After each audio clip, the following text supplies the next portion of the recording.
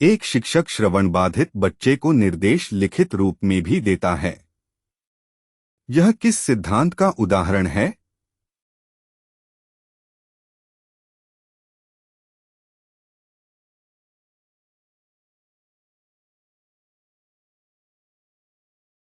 सही उत्तर है विकल्प बी, आवश्यकतानुसार अनुकूलन। स्पष्टीकरण। अतिरिक्त लिखित निर्देश देना बच्चे की आवश्यकता के अनुसार शिक्षण अनुकूलन है। विशेष आवश्यकता वाले बच्चों के लिए व्यक्तिगत शैक्षिक योजना आईईपी का प्रमुख उद्देश्य क्या है?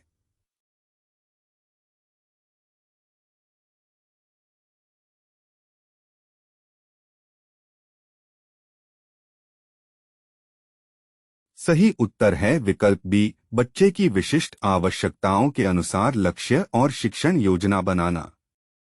स्पष्टीकरण। आईईपी में बच्चे की वर्तमान क्षमता, व्यक्तिगत लक्ष्य, आवश्यक सेवाएं और प्रगति का मूल्यांकन शामिल किया जाता है। अपंगता या हैंडीकैप की अवधारणा मुख्यतः किस पर बल देती है?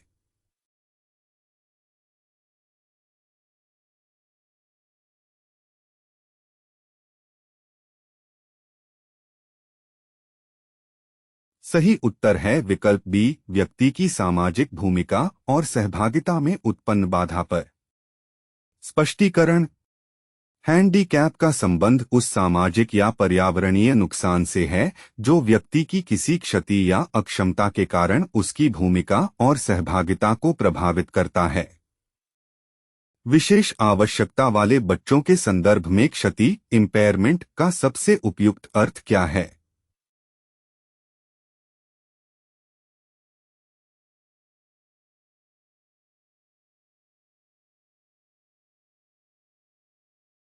सही उत्तर है विकल्प बी, किसी शारीरिक, संवेदी या मानसिक संरचना अथवा कार्य में कमी या असामान्यता। स्पष्टीकरण। क्षति का संबंध शरीर की संरचना या किसी शारीरिक, संवेदी अथवा मानसिक कार्य में कमी या असामान्यता से होता है। यदि किसी बच्चे को दृष्टि संबंधी कमी है तो यह किसकी ओर संकेत करता है?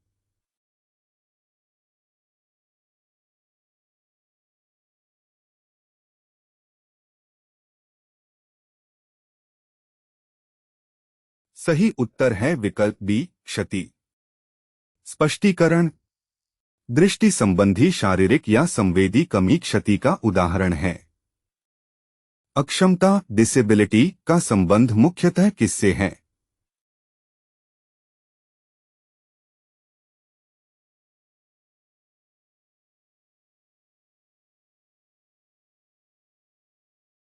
सही उत्तर है विकल्प बी, किसी कार्य या गतिविधि को करने की क्षमता में सीमितता से। स्पष्टीकरण। अक्षमता किसी कार्य या गतिविधि को सामान्य रूप से करने की क्षमता में उत्पन्न सीमा को दर्शाती है। निम्नलिखित में से क्षति, अक्षमता और अपंगता का सही क्रम कौन सा है?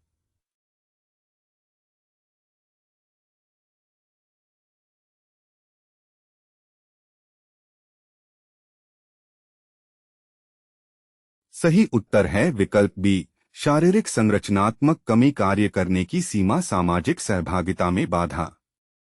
स्पष्टीकरण। क्षति शरीर या कार्य में कमी है, अक्षमता कार्य करने की सीमा है और अपंगता सामाजिक भूमिका सहभागिता में उत्पन्न बाधा है। एक बच्चा दृष्टिबाधित होने के कारण पुस्तक को सामान्य प्रिंट में नहीं पढ़ पाता। यह किसका उदाहरण है?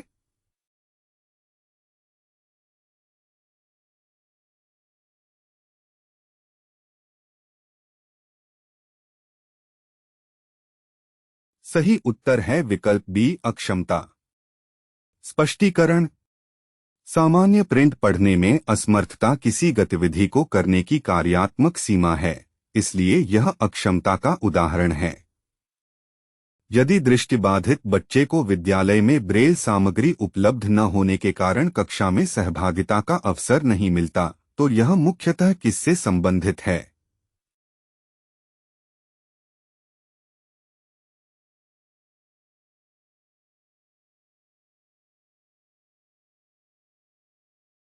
सही उत्तर है विकल्प बी, सामाजिक पर्यावरणीय बाधा। स्पष्टीकरण। सहायक संसाधनों के अभाव में सहभागिता रुकना पर्यावरणीय बाधा है जो अपंगता की सामाजिक अवधारणा से संबंधित है। विशेष आवश्यकता वाले बच्चों के संदर्भ में विभिन्नताओं में समानता का सर्वोत्तम अर्थ क्या है?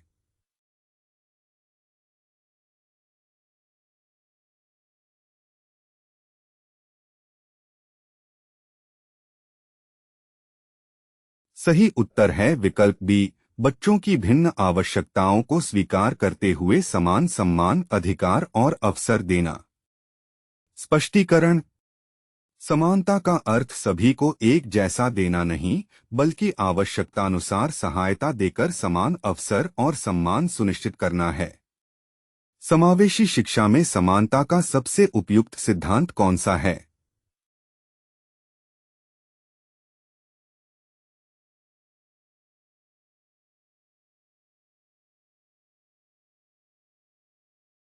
सही उत्तर है विकल्प बी, समान अवसर, आवश्यकतानुसार भिन्न सहायता।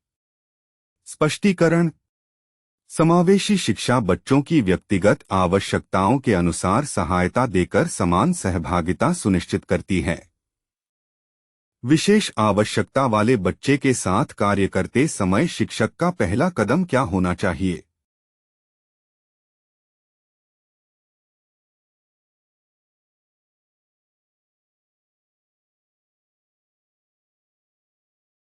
सही उत्तर है विकल्प बी, बच्चे की आवश्यकता और क्षमता को समझना।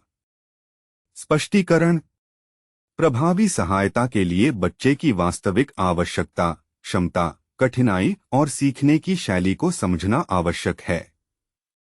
किस स्थिति में उचित समायोजन, रीजनेबल एकोमोडेशन की आवश्यकता होती है?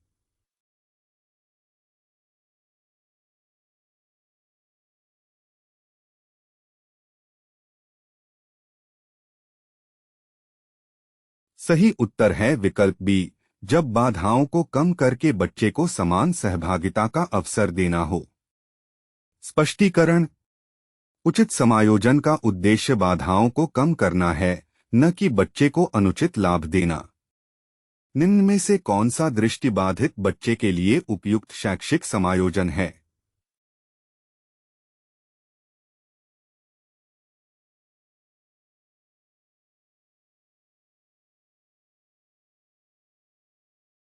सही उत्तर है विकल्प बी, ब्रेल ऑडियो सामग्री या स्पर्शनीय सामग्री उपलब्ध कराना।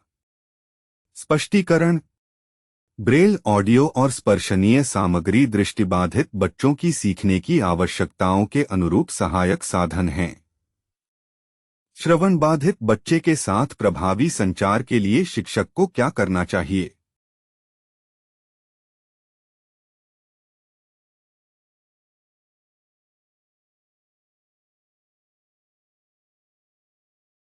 सही उत्तर है विकल्प बी, स्पष्ट दृश्य संकेत, लिखित निर्देश और आवश्यकतानुसार सांकेतिक भाषा का उपयोग करना। स्पष्टीकरण।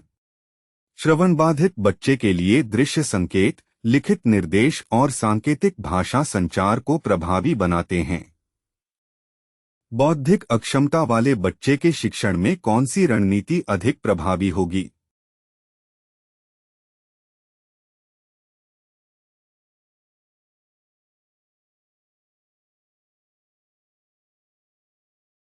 सही उत्तर है विकल्प बी, छोटे चरणों में स्पष्ट निर्देश और पुनरावृत्ति। स्पष्टीकरण।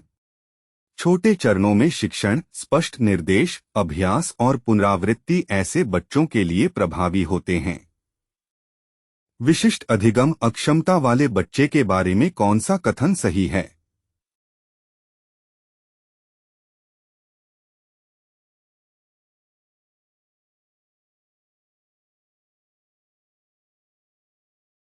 सही उत्तर है विकल्प बी, उसकी किसी विशिष्ट शैक्षिक कौशल जैसे पढ़ने या लिखने में कठिनाई हो सकती है।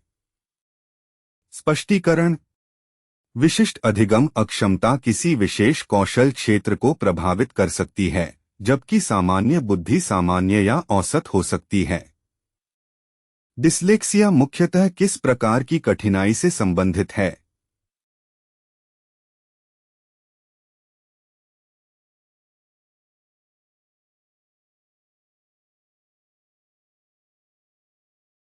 सही उत्तर है विकल्प बी, पढ़ने और शब्द पहचानने से संबंधित कठिनाई। स्पष्टीकरण। डिस्लेक्सिया पढ़ने, शब्द पहचान, ध्वनि प्रतीक संबंध और प्रवाह में कठिनाई से संबंधित विशिष्ट अधिगम अक्षमता है। डिस्कैल्कुलिया मुख्यतः किससे संबंधित है?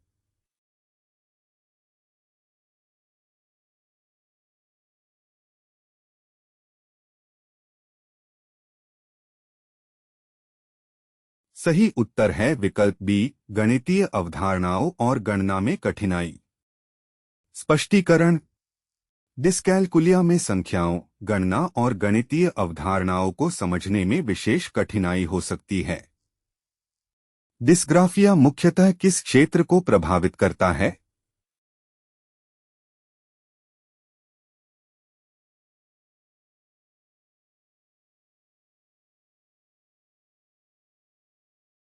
सही उत्तर है विकल्प ए, लेखन। स्पष्टीकरण।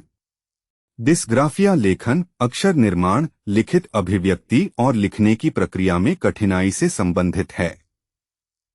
ऑटिज्म स्पेक्ट्रम से संबंधित बच्चे के साथ कार्य करते समय कौन सा दृष्टिकोण अधिक उपयुक्त है?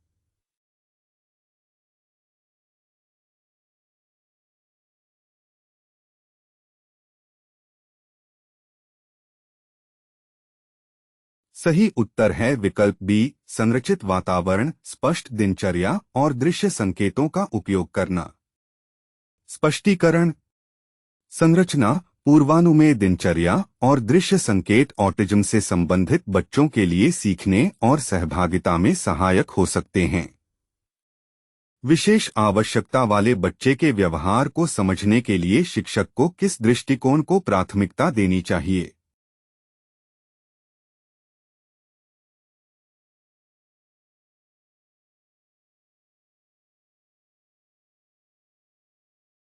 सही उत्तर है विकल्प बी, व्यवहार के पीछे की आवश्यकता और परिस्थिति को समझना। स्पष्टीकरण। व्यवहार किसी संचार आवश्यकता, कठिनाई या पर्यावरणीय समस्या का संकेत हो सकता है, इसलिए उसके कारण को समझना आवश्यक है। समावेशी कक्षा में सहपाठियों की भूमिका के संबंध में कौन सा कथन सर्वाधिक उपयुक्त है?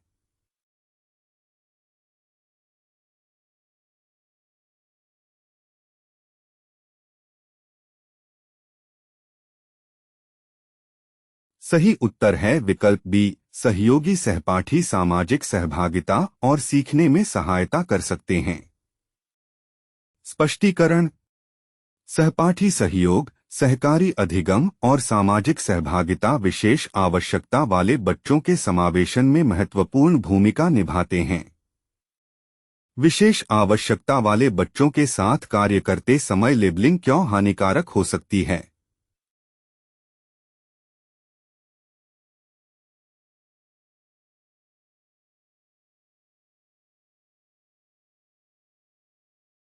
सही उत्तर है विकल्प बी, यह बच्चे की क्षमताओं को नजरअंदाज कर पूर्वाग्रह और कम अपेक्षाएं पैदा कर सकती है। स्पष्टीकरण। केवल अक्षमता के आधार पर बच्चे को लेबल करने से उसकी क्षमताओं की उपेक्षा और नकारात्मक रूढ़ियां उत्पन्न हो सकती हैं। व्यक्तिप्रथम भाषा का उदाहरण कौन सा है?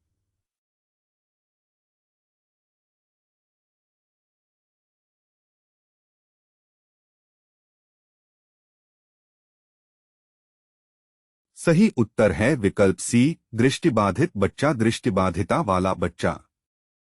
स्पष्टीकरण। व्यक्तिप्रथम भाषा बच्चे की पहचान को उसकी अक्षमता से पहले रखती है और सम्मानजनक दृष्टिकोण को बढ़ावा देती है। विशेष आवश्यकता वाले बच्चे की शैक्षिक प्रगति का मूल्यांकन किस प्रकार किया जाना चाहिए?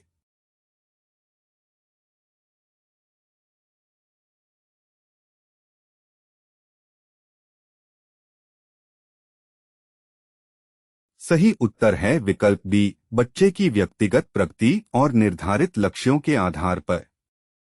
स्पष्टीकरण। व्यक्तिगत प्रगति, निर्धारित लक्ष्य और बच्चे की कार्यात्मक उपलब्धियों को ध्यान में रखना अधिक उपयुक्त है। यदि कोई बच्चा सामान्य गति से लिख नहीं पाता, तो शिक्षक का सबसे उपयुक्त कदम क्या होगा?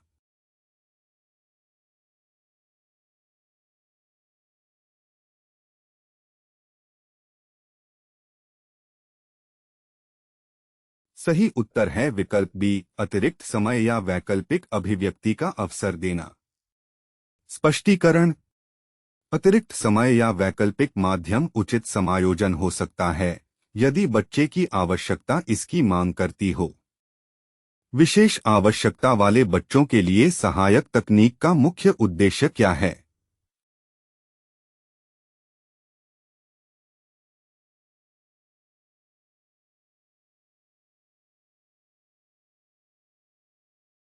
सही उत्तर है विकल्प बी, कार्यात्मक सीमाओं को कम करके सीखने और सहभागिता को बढ़ाना। स्पष्टीकरण। सहायक तकनीक बच्चे की कार्यात्मक क्षमता बढ़ाकर संचार, सीखने और सहभागिता में सहायता करती है। एक बच्चा बोल नहीं सकता, लेकिन चित्र कार्ड द्वारा अपनी आवश्यकताएं व्यक्त करता है। यह किसका उदाहरण है?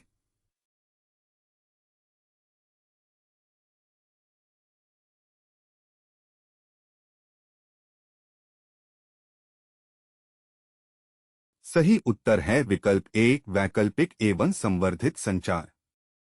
स्पष्टीकरण। चित्र कार्ड, संकेत या अन्य माध्यम बोलचाल के स्थान पर वैकल्पिक एवं संवर्धित संचार के साधन हो सकते हैं।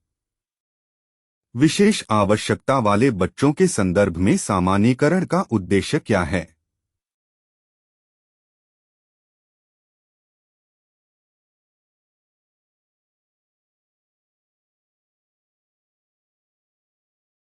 सही उत्तर है विकल्प बी, बच्चे को यथासंभव सामान्य जीवन और सामाजिक अवसर उपलब्ध कराना।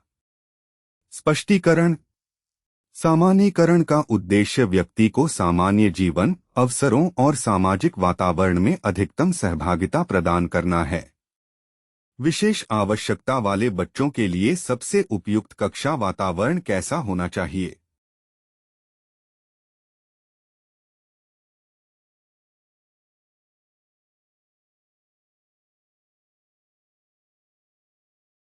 सही उत्तर है विकल्प बी, सुरक्षित, स्वीकारात्मक, लचीला और सहयोगात्मक।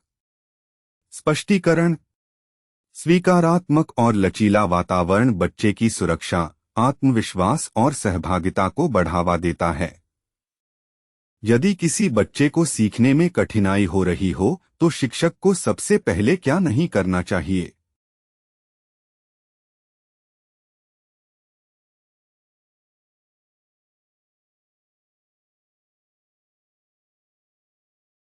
सही उत्तर है विकल्प सी, अन्य बच्चों के सामने उसका अपमान। स्पष्टीकरण। सार्वजनिक अपमान बच्चे के आत्मसम्मान को नुकसान पहुंचाता है और सीखने की कठिनाई को बढ़ा सकता है। विशेष आवश्यकता वाले बच्चे के परिवार के साथ शिक्षक का संबंध कैसा होना चाहिए?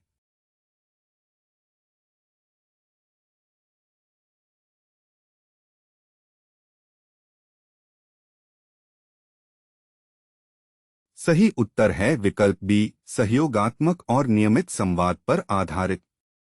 स्पष्टीकरण। परिवार बच्चे की आवश्यकताओं और क्षमताओं के बारे में महत्वपूर्ण जानकारी दे सकता है, इसलिए सहयोग आवश्यक है। बहुविषयक टीम में विशेष आवश्यकता वाले बच्चे के लिए कौन-कौन से विशेषज्ञ शामिल हो सकते हैं?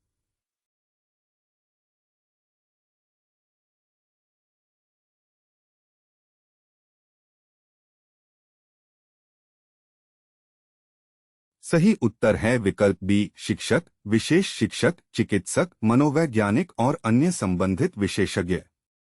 स्पष्टीकरण। बच्चे की बहुआयामी आवश्यकताओं के लिए विभिन्न विशेषज्ञों का सहयोग उपयोगी होता है। विशेष आवश्यकता वाले बच्चों के संबंध में समान अवसर का सही अर्थ क्या है?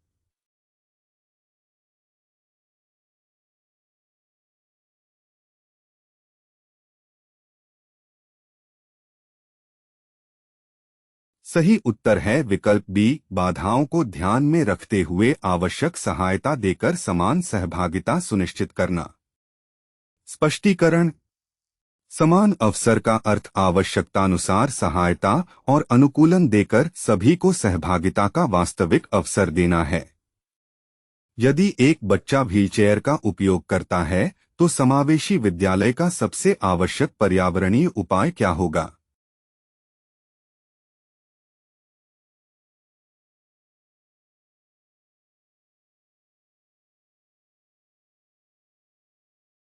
सही उत्तर है विकल्प बी, रैंप और सुगम भौतिक वातावरण उपलब्ध कराना। स्पष्टीकरण। रैंप सुगम शौचालय और बाधारहित मार्ग भौतिक पहुंच सुनिश्चित करते हैं। विशेष आवश्यकता वाले बच्चे के लिए सहायक और निर्भर बनाने में मुख्य अंतर क्या है?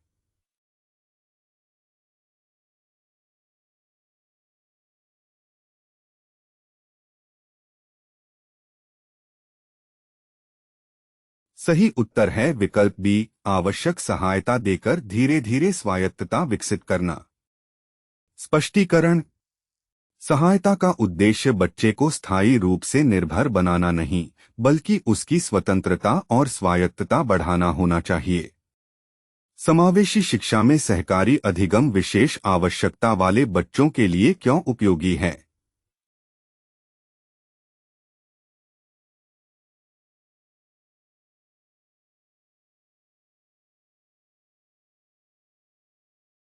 सही उत्तर है विकल्प बी, क्योंकि सहपाठी सहयोग, सामाजिक संपर्क और सीखने के अवसर बढ़ते हैं। स्पष्टीकरण। सहकारी अधिगम से सामाजिक सहभागिता, सहपाठी सहायता और शैक्षिक सीखने के अवसर बढ़ते हैं। विशेष आवश्यकता वाले बच्चों के साथ कार्य करते समय शिक्षक की अपेक्षाओं का क्या प्रभाव पड़ सकता है?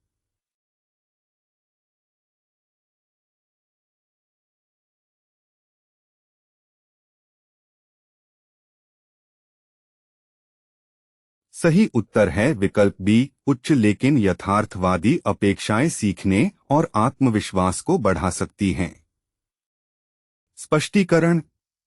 यथार्थवादी और सकारात्मक अपेक्षाएं बच्चे के आत्मविश्वास, प्रयास और उपलब्धि को प्रभावित कर सकती हैं। निम्न में से कौन सा विशेष आवश्यकता वाले बच्चे के लिए सबसे अधिक बाल केंद्रित दृष्टिकोण है?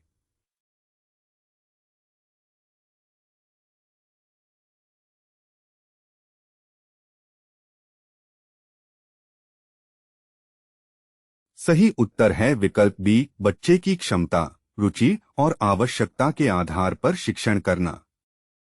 स्पष्टीकरण। बाल केंद्रित दृष्टिकोण बच्चे की क्षमता, रुचि, गति और विशिष्ट आवश्यकताओं को शिक्षण का आधार बनाता है। विशेष आवश्यकता वाले बच्चे के साथ कार्य करते समय शिक्षक द्वारा सबसे महत्वपूर्ण नैतिक सिद्धांत कौन सा होना चाहिए?